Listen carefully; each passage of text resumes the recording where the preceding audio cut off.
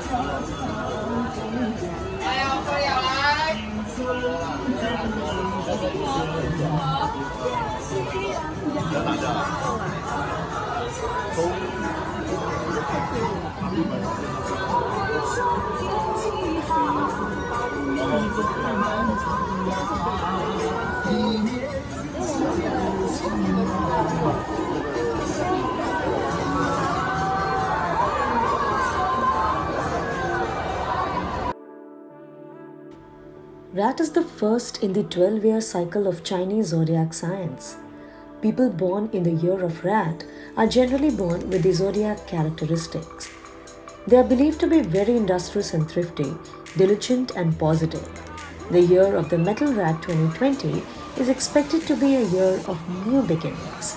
It is expected to be a year of new opportunities for finding true love and earning more money.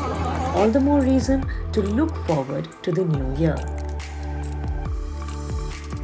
Hi friends, thank you so much for watching. Please subscribe to my channel and hit the bell icon for more fun videos. Until next time, bye bye.